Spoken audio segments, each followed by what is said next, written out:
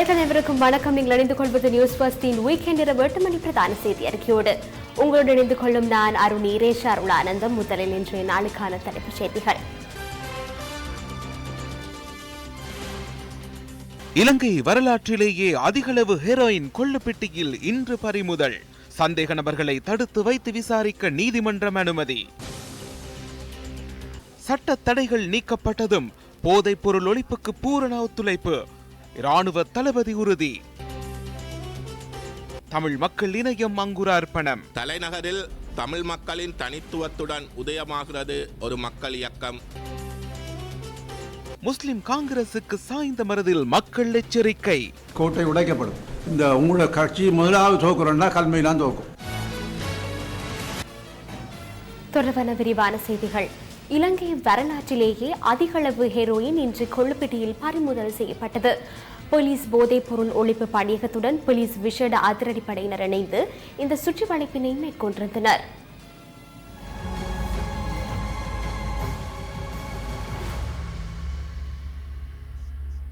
Police போதைப்பொருள் ஒழிப்பு பணியக அதிகாரிகளும் போலீஸ் விசேட அதிரடிப்படையின் விசேட குழுவினரும் நேற்று பிற்பகல் 4 மணியளவில் கொள்ளுப்பட்டியில் உள்ள இந்த சொகுசு வர்த்தக கட்டிட தொகுதியின் வாகன தரிப்பிடத்துக்குள் பிரவேசித்தனர்.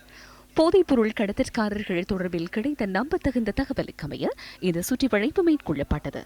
வாகன தரிப்பிடத்தில் நிறுத்தி வைக்கப்பட்டிருந்த 2 வாகனங்களில் ஹெரோயின் பதுக்கி வைக்கப்பட்டுள்ளதாகவும் 2 கடத்தற்காரர்கள் அந்த வாகனங்களை எடுத்து செல்வதற்கு வருவதாகவும் தகவல் கிடைத்திருந்தது. கொழும்பு பிரதேசத்திலே அமைந்திருக்கக்கூடிய தனியார் நிறுவனம் ஒன்றிற்கு சொந்தமான வாகன தரிப்பிடத்தில் இருந்துதான் அவர்கள் இவற்றை கைப்பற்றியிருக்கின்றார்கள். இலங்கை வரலாற்றிலே இவ்வாறு பாரியதொரு தொகை கைப்பற்றப்படும் முதலாவது சந்தர்ப்பமாக இது பதிவாவதுடன் கடந்த வருடம் பேர்வல பிரதேசத்தில் கைப்பற்றப்பட்ட போதைப் பொருளுடன் இது தொடர்புடையதாக இருக்கும் என போலீசார் சந்தேகம் வெளியிடுகின்றனர். ஒரு வேனில் 5 பொதிகள் வீதம் 2 வேன்களிலும் இருந்த 10 பொதிகளிலும் 272 சிறிய பாக்கெட்டுகளில் காணப்பட்ட 294 கிலோ 49 கிராம் ஹெரோயின் பறிமுதல் செய்யப்பட்டது. அதன் பெறுமதி 3533 மில்லியன் ரூபாவுக்கும் அதிகமாகும். ஹெரோயினுடன் கைது செய்யப்பட்ட சந்தேக நபர்கள் பாணந்துறையை சேர்ந்தவர்கள் என்பதுடன் அவர்கள் 43 மற்றும் 32 வயதான முகமது பஷீர், முகமது அஸ்மீர் மற்றும் முகமது ரிலா அகமது ருஸ்னி என அடையாளம் காணப்பட்டுள்ளனர். அவர்கள் இன்று கோட்டை பதில் நீதவான் லோச்சனா அபிவிக்ரம முன்னிலையில் ஆஜர்படுத்தப்பட்டதுடன் அவர்களை எதிர்வரும் 1ஆம் தேதி வரை தடுத்து வைத்து விசாரணை செய்வதற்கு நீதிமன்றம் அனுமதி வழங்கியது. சுற்றிவளைப்பு மேற்கொண்டதோடு மாத்திரம் இதனை நிறுத்த மாட்டோம். போதைப் பொருள் கடத்தல் தொடர்பிலான சுற்றிவளைப்புகளில் பாரியளவில் இந்த கடத்தலை மேற்கொண்ட 24 பேரின் சொத்துக்களை அரசு உடைமையாக்குவதற்கு போலீஸ் போதைப் பொருள் ஒழிப்பு பணியகம் குற்றப்புலனாய்வு திணைக்களத்துடன் இணைந்து நடவடிக்கை மேற்கொண்டுள்ளது. போதைப் பொருள் கடத்துவோருக்கு எதிராக கடுமையான தண்டனை வழங்குவதன் மூலம் இதனை தடுக்க முடியும் என்பது இலங்கை போலீசின் நிலைப்பாடாகும். மாக்கந்துரை மதுஷ் தொடர்பில் அதிக கவனம் செலுத்தப்படுகிறது. மதுஷ் போதைப் பொருள் கடத்தலுடன் தொடர்பு பட்டவர் என்பதுடன் அண்மை காலமாக பறிமுதல் செய்யப்பட்ட போதைப் பொருளுக்கும் அவருக்கும் தொடர்பு இருக்கின்றதா? ஆம், போதைப் பொருள் கடத்தல் மாத்திரமல்ல, திட்டமிட்டு மேற்கொள்ளப்பட்ட பாரிய குற்றச்செயல்கள் தொடர்பில் நேற்று நான் கருத்து வெளியிட்டேன். நேற்று குற்றப்புலனாய்வு திணைக்களத்தினால் கைது செய்யப்பட்ட சந்தேக நபர் கஞ்சிப்பானை இம்ரானுடன் நெருங்கி செயற்பட்ட ஒருவர் என தெரிய வந்துள்ளது. அந்த சந்தேக நபர் பல துப்பாக்கிச் சூட்டு சம்பவங்களுடன் தொடர்பு பட்டுள்ளார். ஆகவே குற்றச்செயல்கள் போதைப் பொருள் கடத்தல்களை தடுப்பதற்கு பாரிய செயற்பாடுகளை இலங்கை போலீஸ் மேற்கொண்டுள்ளது. 2017ஆம் ஆண்டு இலங்கையில் 314 கிலோகிராம் ஹெரோயின் பறிமுதல் செய்யப்பட்டதுடன் 2018ஆம் ஆண்டு 737 கிலோ 129 கிராம் ஹெரோயின் பறிமுதல் செய்யப்பட்டது. 2018ஆம் ஆண்டு முதல் 10 மாதங்களில் 184 கிலோகிராம் ஹெரோயின் கைப்பற்றப்பட்டது. 2018ஆம் ஆண்டு ஜனாதிபதி மைத்திரிபால சிறிசேன சட்டமும் ஒழுங்கும் அமைச்சை பொறுப்பேற்றதன் பின்னரான இறுதி 2 மாதங்களில் இலங்கையில் போதைப் பொருளை ஒழிப்பதற்கான செயற்பாடுகள் தீவிரமாக முன்னெடுக்கப்பட்டதுடன் அதன்போது 553 கிலோகிராம் ஹெரோயின் பறிமுதல் செய்யப்பட்டது.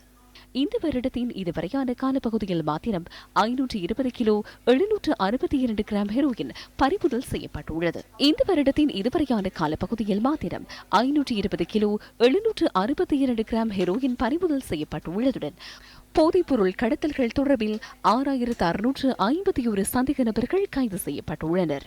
විශේෂයෙන්ම සඳහන් කරන්න අවශ්‍යයි මෙතෙන්දී. குறிப்பாக இலங்கையின் அரச தலைவர் என்ற வகையில் ஜனாதிபதி போதைப் பொருள் ஒழிப்பதற்கான திட்டத்தினை முன்னெடுக்கின்றார்.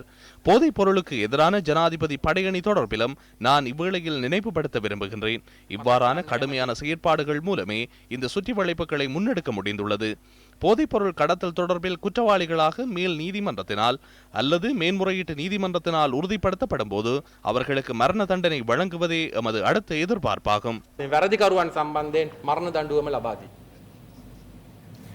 இதேவேளை ஜனாதிபதி மைத்ரிபால சிறிசேன போலீஸ் போதைப்பொருள் ஒழிப்பு பணியகத்திற்கு இன்று நண்பகல் சென்றிருந்தார். போலீஸ் தலைமையகத்தில் உள்ள போதைப்பொருள் ஒழிப்பு பணியகத்திற்கு சென்ற ஜனாதிபதி நாட்டில் மீட்கப்பட்ட பாரிய அளவு போதைப்பொருளை கண்காணித்தார். இதனை அடுத்து சுற்றி வளைப்பில் ஈடுபட்ட அதிகாரிகளை ஜனாதிபதி பாராட்டினார்.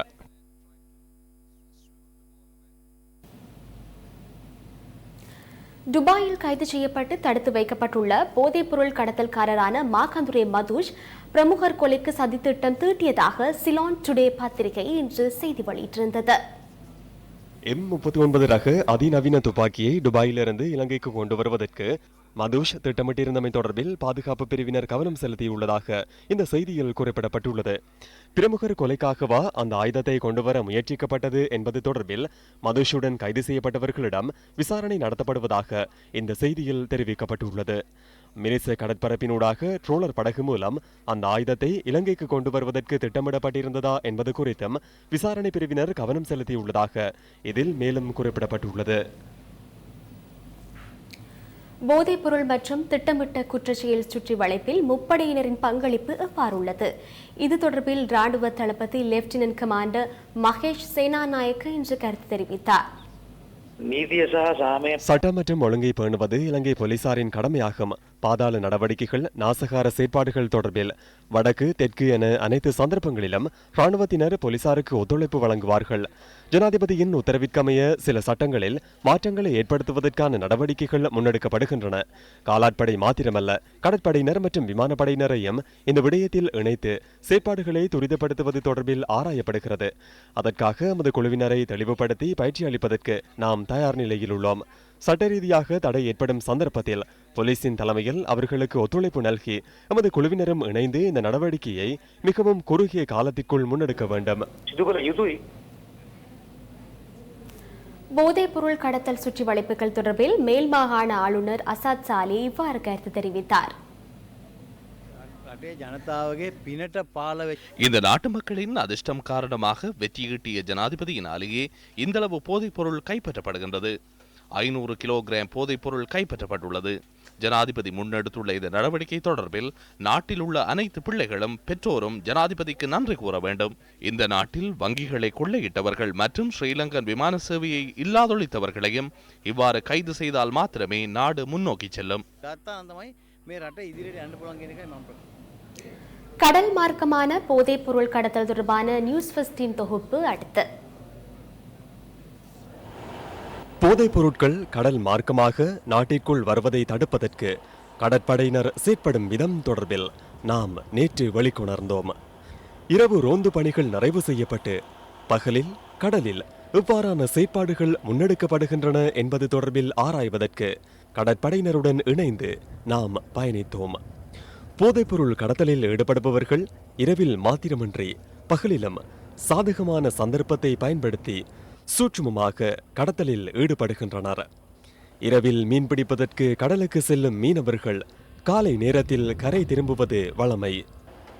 மீனவர் போர்வையில் கடலுக்கு செல்லும் கடத்தல்காரர்களும் மீனவர்கள் கரை திரும்பும் நேரத்தை சாதகமாக பயன்படுத்தி போதைப் பொருட்களை கரையிறக்குகின்றனர்.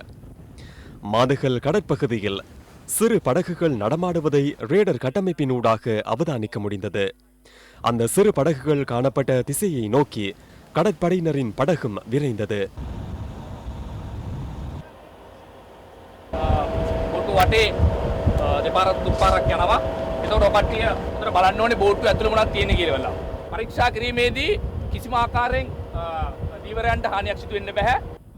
மாதகல் பகுதியில் மீன்பிடியில் ஈடுபட்ட படகுகள் கடற்படையினரால் சோதனைக்குட்படுத்தப்பட்டது. இவ்வாறான செயற்பாடுகளையே கடற்படையினர் கடலில் நாளாந்தம் மேற்கொள்கின்றனர்.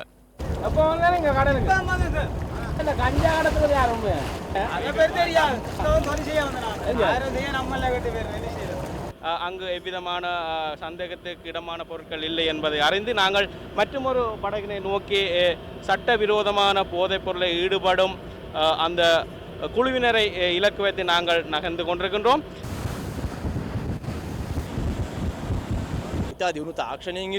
அதிநவீன தொழில்நுட்ப கருவிகள் கடற்படை வசம் உள்ளன. 24 மணித்தியாலங்களும் ரோந்து நடவடிக்கை முன்னெடுக்கப்படுகின்றது.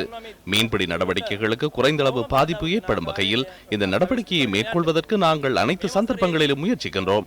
இந்த வருடத்தின் இதுவரையான காலப்பகுதியில் வடகடலில் சுமார் 600 கிலோகிராம் கேரள கஞ்சா கடற்படையினரால் கைப்பற்றப்பட்டுள்ளது. காங்கேசன்துறை கடற்படை தளத்திலிருந்து காலை ஆரம்பித்த எமது கடல் பயணம் நண்பகல் வரை தொடர்ந்தது. கடற்படையினருடன் இணைந்து மேற்கொண்ட இந்த பயணத்தில் நாம் புதுமையான பல அனுபவங்களை பெற்றுக்கொண்டோம். வடகடல் மார்க்கமாக கேரள கஞ்சா உள்ளிட்ட போதைப் பொருள் கடத்தலுடன் கடற்படையினரும் தொடர்பு பட்டுள்ளார்கள் என மக்கள் பிரதிநிதிகள், மீனவர்கள் தமது நிலைப்பாட்டை வெளிப்படுத்தியமையை நாம் ஏற்கனவே ஒளிபரப்பியிருந்தோம். பக்கச்சார்பின்றி உண்மையை வெளிக்கொணர வேண்டியது ஊடகங்களின் பொறுப்பாகும். அதன் காரணமாக இது தொடர்பில் ஆராய்ந்து உண்மை நிலையை நேரடியாக மக்களுக்கு வழங்குவதற்காக நாம் இந்த அபாயமான சவாலை ஏற்றோம். கடலில் நடக்கும் பல சம்பவங்கள் மக்களுக்கு உண்மை தன்மையுடன் சென்றடையும் சந்தர்ப்பங்கள் அரிது. அதனை வெளிக்கொணர்வதே எமது இந்த பயணத்தின் நோக்கமாக அமைந்தது. கடமை வரையறைக்குள் படகுகளை பரிசோதிப்பதற்கு எங்களால் முடியும். நாங்கள் இதனை மேற்கொள்வது கடல் வழியாக இடம்பெறும் சட்டவிரோத செயற்பாடுகளை தடுக்கும் நோக்கத்திற்காகவே அன்றி மீனவர்களை சிரமத்திற்குள்ளாக்குவதற்காகவல்ல. தமிழ் மக்கள் இணையம் கொழும்பில் இன்று அங்குரார்ப்பணம் செய்து வைக்கப்பட்டது. இந்த நிகழ்வு மேல் மாகாண சபை உறுப்பினரும் தமிழ் மக்கள் இணையத்தின் தலைவருமான சண்குகவரதன் தலைமையில் இன்று இடம்பெற்றது. தலைநகரில் தமிழ் மக்களின் தனித்துவத்துடன் உதயமாகிறது ஒரு மக்கள் இயக்கம், தமிழ் மக்கள் இணையம். ஒரு புதிய அரசியல் களத்தை ஏற்படுத்தி உரிமை அரசியலை தட்டி கேட்கும் மக்கள் புரட்சி தெளிவினை ஏற்படுத்தும் ஒரு மக்கள் கட்சியாக அல்லது இயக்கமாக தமிழ் மக்கள் இணையம் செயற்படும்.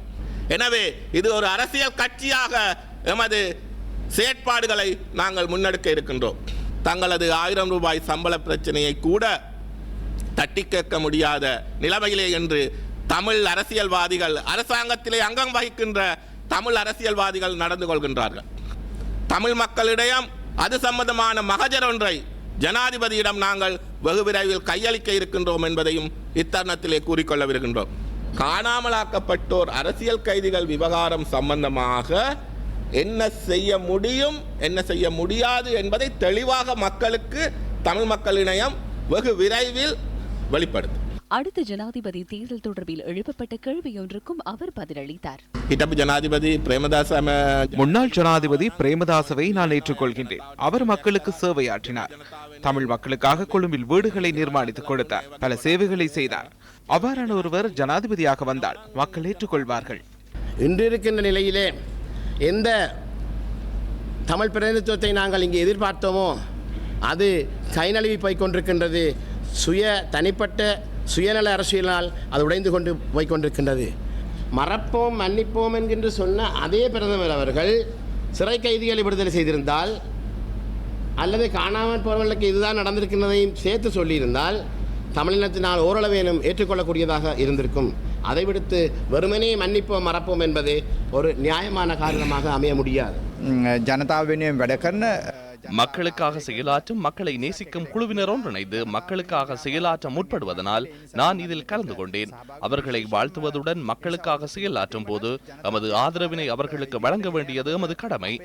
அதற்காக எனது ஒத்துழைப்பினை வழங்குவதற்காகத்தான் இதில் நான் கலந்து கொண்டேன். புகவந்தலாவை செல்வக்கந்தை தோட்டத்தில் அமைக்கப்பட்ட VK வெள்ளையன்புரம் இன்று திறந்து வைக்கப்பட்டது. சுமார் 150 வீடுகளை கொண்ட இந்த வீட்டு திட்டத்தை கையளிக்கும் நிகழ்வில் பிரதமர் ரணில் விக்ரமசிங்க, இலங்கைக்கான இந்திய உயர்ஸ்தானிகர் உள்ளிட்ட பலர் கலந்து கொண்டிருந்தனர். இந்திய அரசாங்கத்தின் நிதியுதவியில் இந்த வீட்டு திட்டம் அமைக்கப்பட்டுள்ளது. நிறைய பேர் சம்பள பிரச்சனை வச்சு சொல்றானுங்க, ஆடுறானுங்க. நேத்து முந்த நாள் இப்பதான் நம்ம மேல மக்கள் மேல அக்கறை வந்திருக்கு. கூட்டப்பொதுல இருந்த தொழிற்சங்கங்கள் மூன்று சேர்ந்து தான் சம்பள பேச்சுவார்த்தை ஈடுபடுது. நீதிமன்றத்திலே போயிட்டு வழக்கு தாக்கல் செஞ்சு அந்த நீதிமன்றமே சொல்லியிருக்கு, எங்களுக்கு இதுல தலை போட முடியாது, கம்பெனிக்காரர்களும் கூட்டப்பொது சேர தொழிற்சங்கங்களும் பேசி தீர்க்கணும் சொல்லியிருக்கு. நீதிமன்றத்துக்கே முடியாது, இறங்க முடியுமா சொல்லுங்க? ஆனா என்ன பேசுறாங்க? திகாமரம் காட்டி கொடுத்துறாரு. எங்க காட்டி கொடுத்தேன்? காட்டி கொடுத்தது நான் இல்ல, பிரதமர் கிட்ட சொல்லி கூட்டப்பொது செஞ்ச தொழிற்சங்கங்கள் துரோகம் செஞ்சிருச்சு, கம்பெனி நமக்கு சம்பளம் கொடுக்கல, வரவு செலவு திட்டத்துல நீங்க எங்களுக்கு சம்பளம் சொல்லி 1300 மில்லியன் ரூபாய் இந்த அரசாங்கம் ஒதுக்கி இருக்கு. பிப்ரவரி மாசத்துல உங்களுக்கு ஒரு ஆளுக்கு 750 ரூபாய்னா 800 ரூபாய் சம்பளம் கிடைக்கும். அதுக்கு பிறகு நாங்க சொல்லி இருக்கோம், எங்களுக்கு சிறு தோட்டங்களை மாதிரி பெருந்தோட்டங்களை பிரிச்சு கொடுத்து இந்த மக்களுக்கு சொந்த தோட்டங்களை ஆக்கணும்.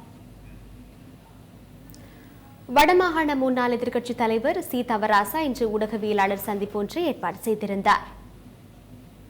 ரணில் விக்ரமசிங்க பிரதமர் அவர்கள் அண்மையில் கிளிநொச்சியில் கூறிய மறப்போம் மன்னிப்போம் என்ற அந்த வார்த்தை பிரயோகம் யுத்தகால நிகழ்வுகளை கைவிட்டுவிட்டு கம்பரெலிய போன்ற வேலை திட்டங்களில் நாங்கள் முன்னுரிமை கொடுத்து செயற்படுவோம் என்று அர்த்தப்படக்கூடியதாக இருந்தது.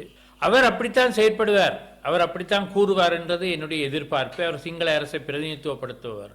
மேடையிலே வாய்மூடிகளாக இருந்துவிட்டு வெளியில் வந்து தமிழ் ஊடகங்களுக்கு மேடநாரியத்தை காப்பாற்ற வேண்டும் என்பதற்காக அவ்வாறு செயற்பட்டோம் என்று கூறுகின்றார்கள்.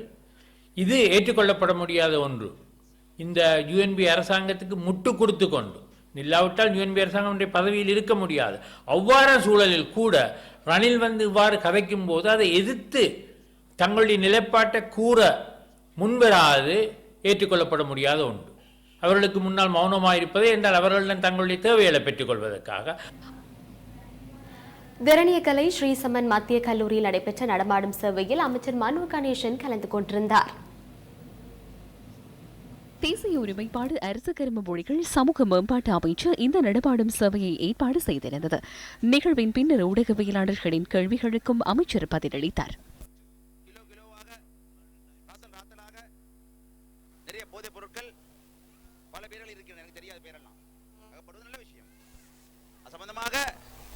போலீஸ் அதிகாரிகளை பாராட்டுகின்றோம். பாராளுமன்றத்தில் ஆங்காங்கே 2-3 திருடர்கள் இருப்பார்களே, ஆனால் போதைவசக்காரர்கள் இருப்பார்களே, ஆனால் முழு பாராளுமன்ற பொறுப்பு கூறாதீர்கள்.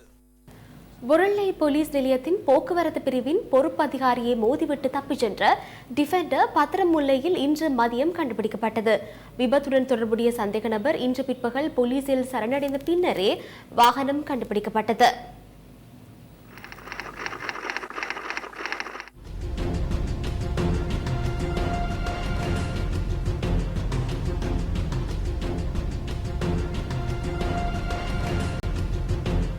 கடமை நிமித்தம் மோட்டார் சைக்கிளில் பம்பலப்பிட்டி நோக்கி பயணித்துக் கொண்டிருந்த பொருணை போக்குவரத்து பிரிவு பொறுப்பதிகாரி போலீஸ் இன்ஸ்பெக்டர் சரத் சந்திர பம்பலப்பிட்டி RED மேல் மாவட்ட சந்தையில் விபத்துக்குள்ளானார்.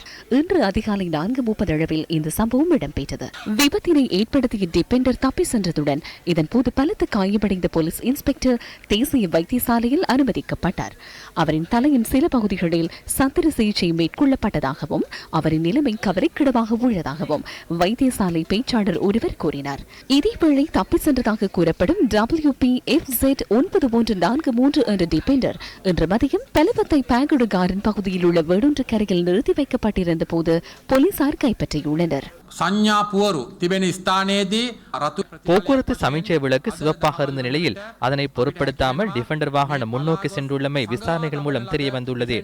CCTV காட்சிகள் மூலம் கிடைக்கப்பட்ட தகவல்களுக்கு அமையவும் தப்பிச் சென்ற டிஃபெண்டர் வாகனத்தை நண்பகல் வேளையில் பிடிக்க முடிந்தது. ஜீப் உரிமையாளரின் வாக்கு மூலம் தற்போது பெறப்பட்டுள்ளது. 422 கீழ் 1 காளிவீதி கொள்ளுப்பீட்டில் வசிக்கும் ரஞ்சிகுட ஆரச்சிகே விஜிதஸ்ரீ விஜயசேகர் என்பவரே இந்த வாகனத்தின் சொந்தக்காரர் ஆவார். குறித்த வாகனத்தை செலுத்திய சாரதி பம்பலப்பேட்டை போலீஸ் நிலையத்தில் சரணடைந்த போது கைது செய்யப்பட்டுள்ளார்.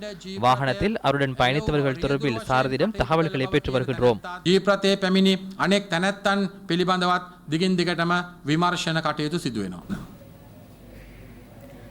பேராசிரியர் கலாநிதி கா குகபாலன் எழுதிய நூல் இன்று யாழ்ப்பாணத்தில் வெளியிட்டு வைக்கப்பட்டது.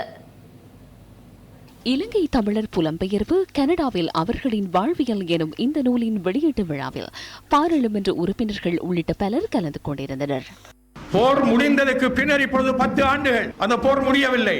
ஆயுத போர் தான் ஓய்ந்திருக்கிறதே தவிர தமிழ் மக்களுடைய போராட்டம் முடியவில்லை.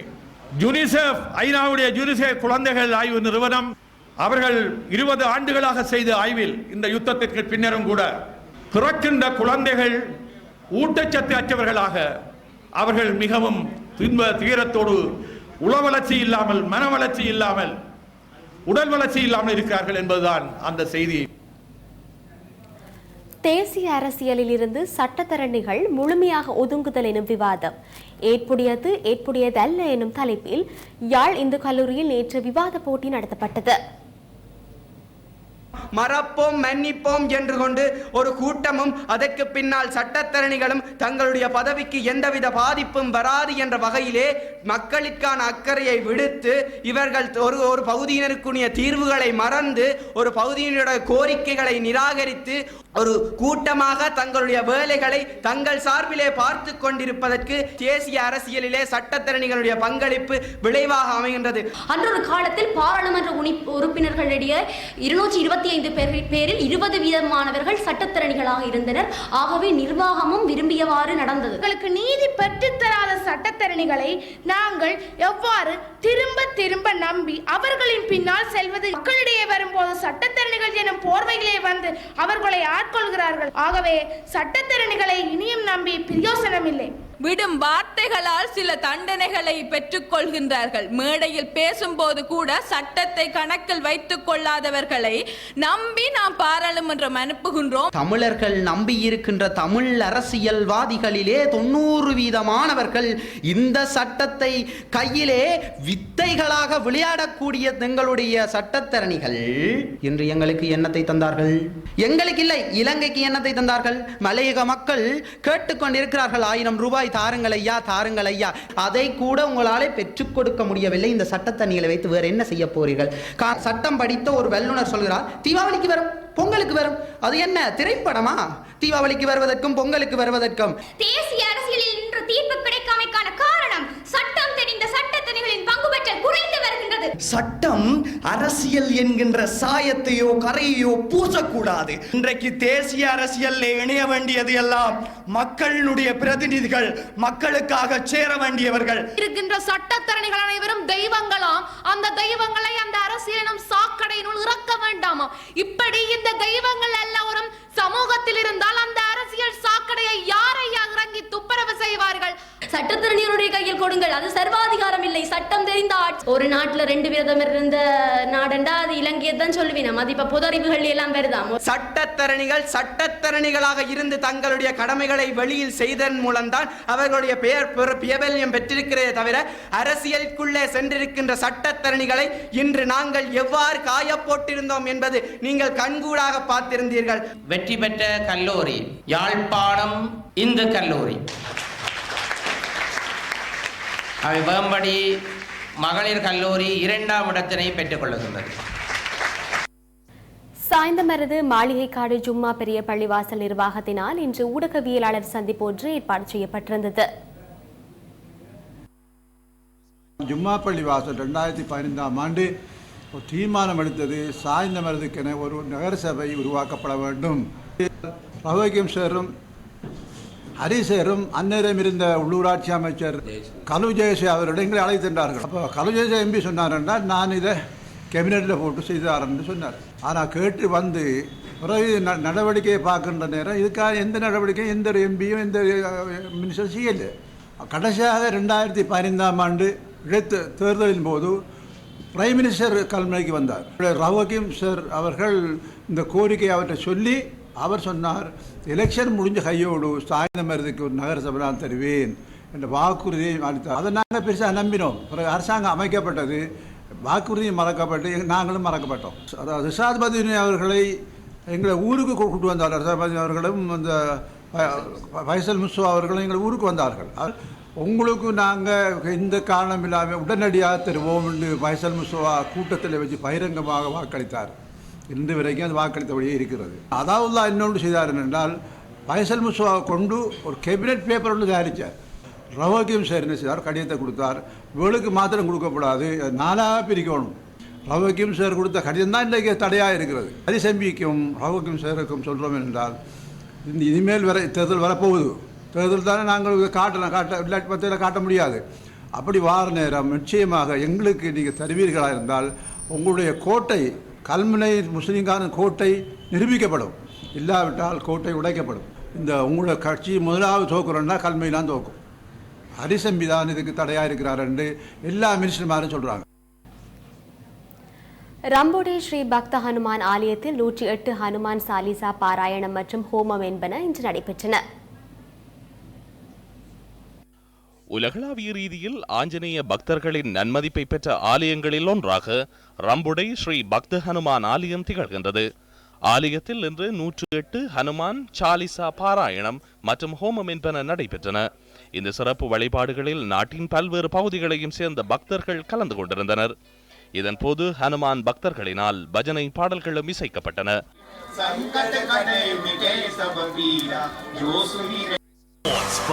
Allianz Platinum Awards 2018. 20 விருதுகள், 10 பதக்கங்களுக்கான விண்ணப்பங்கள் ஏற்றுக்கொள்ளப்படுகின்றன.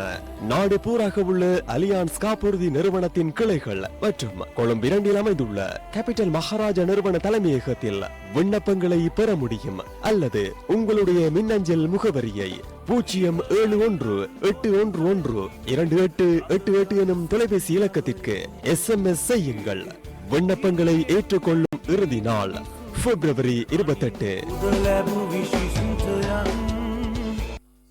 மான்செஸ்டர் சுதந்திர கிண்ண கால்பந்தாட்ட தொடர் குறித்து தெளிவுபடுத்தும் ஊடகவியலாளர் சந்திப்பு இன்று நடைபெற்றது.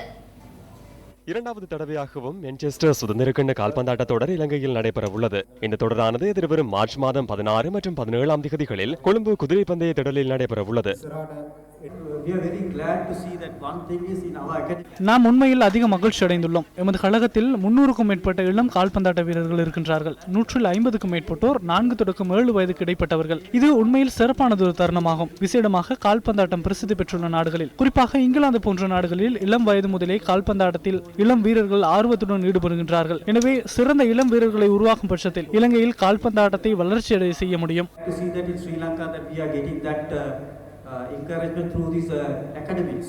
இலங்கையில் இளம் கால்பந்தாட்ட வீரர்களை உருவாக்கும் நோக்குடன் இந்த தொடர் ஏற்பாடு செய்யப்பட்டுள்ளமை குறிப்பிடத்தக்கது.